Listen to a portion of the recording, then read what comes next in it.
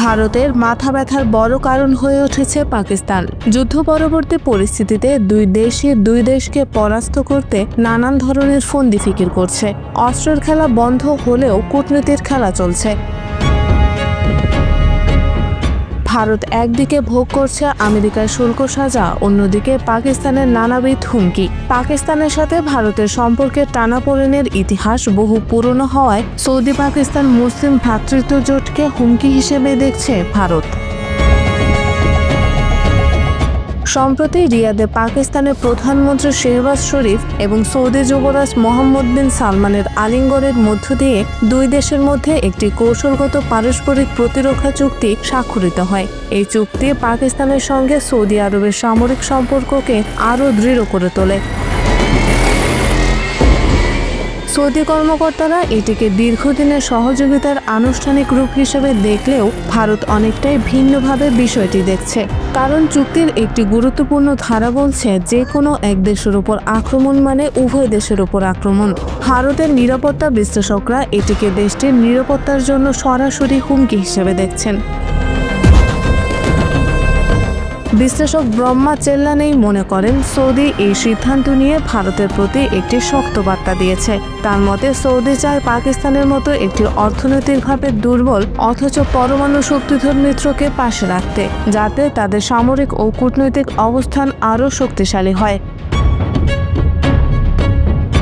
সাবেক ভারতীয় পররাষ্ট্র সচিব কানওয়াল সিবাল এই পদক্ষেপকে গুরুতর ভুল বলে অভিহিত করে বলেছেন, এটি ভারতের জাতীয় নিরাপত্তার জন্য ঝুঁকি তৈরি করতে পারে। তিনি মনে করেন, একটি অস্থিতিশীল ও দেউলিয়া দেশের সঙ্গে প্রতিরক্ষা চুক্তি সৌদির পক্ষেও বিপজ্জনক সিদ্ধান্ত।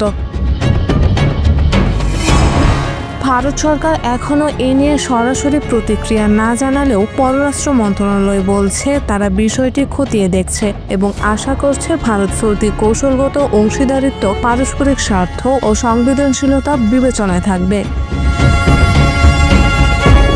তবে অনেক বিশ্লেষক বিষয়টিকে অতিরিক্ত গুরুত্ব না দেওয়ার পরামর্শ দিয়েছেন।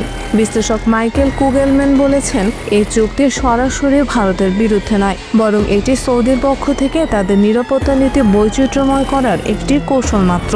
সৌদি আরব এখনও ভারতের দ্বিতীয় বৃহত্তম বাণিজ্যিক অংশীদার এবং প্রধান তেল সরবরাহকারী দেশ। তবে এটাও সত্য, এই চুক্তির ফলে পাকিস্তান এখন চীন, তুরস্ক এবং সৌদি এই তিন শক্তিশালী মিত্রের সমর্থন পাচ্ছে, যারা পূর্বে ভারতের সঙ্গে সংঘর্ষে পাকিস্তানকে অস্ত্র সরবরাহ করেছে। ফলে ভারতকে এখন একটি বড় মুসলিম জোটের মুখোমুখি হওয়ার সম্ভাবনা তৈরি হয়েছে।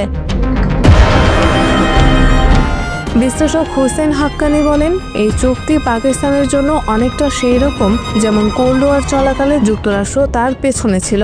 তিনি মনে করেন, সৌদির অর্থনৈতিক ও সামরিক সহায়তায় পাকিস্তান ভারতের সঙ্গে সামরিক সহযোগিতায় আরও আত্মবিশ্বাসী হয়ে উঠতে পারে।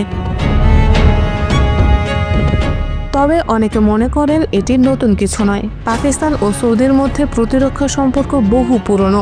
1960-এর দশক থেকে শুরু করে মক্কা মসজিদে জঙ্গি হামলা দমনে পাকিস্তান কমান্ডোদের অংশগ্রহণ, সৌদিতে পাকিস্তানের সেনা মোতায়েন এবং অস্ত্র বিক্রি সবই এই সম্পর্কের উদাহরণ। বিশ্লেষক আহমেদ আবুদহ মনে করেন, এটি মূলত একটি বার্তা দেওয়ার কৌশল, যেখানে সৌদি দেখাচ্ছে যে তারা কেবল যুক্তরাষ্ট্রের উপর নির্ভর না করে তাদের নিরাপত্তা নীতি নতুনভাবে গড়ছে। ভারতের জন্য বড় প্রশ্ন হলো, এই চুক্তি মধ্যপ্রাচ্যে ভারতের প্রভাবকে কিভাবে প্রভাবিত করবে। কারণ ভারত লুক ওয়েস্ট নীতির মাধ্যমে গালফ অঞ্চলে বাণিজ্য, বিনিয়োগ ও কৌশলগত সম্পর্ক জোরদার করার চেষ্টা করছে। কিন্তু যদি পাকিস্তান সৌদি জোট আরও ঘনিষ্ঠ হয়, তাহলে ভারতের কূটনৈতিক প্রচেষ্টা বাধাগ্রস্ত হতে পারে। যদিও এই চুক্তি আপাতদৃষ্টিতে ভারতের বিরুদ্ধে সামরিক হুমকি নয়, তবুও কূটনৈতিকভাবে এটি নয়াদিল্লির জন্য অস্বস্তির কারণ হয়ে দাঁড়িয়েছে। চুক্তির বাস্তব প্রভাব কতদূর পড়বে তা এখন সময়ই বলে দেবে এবং ভারত তা নিবিড়ভাবে পর্যবেক্ষণ করছে।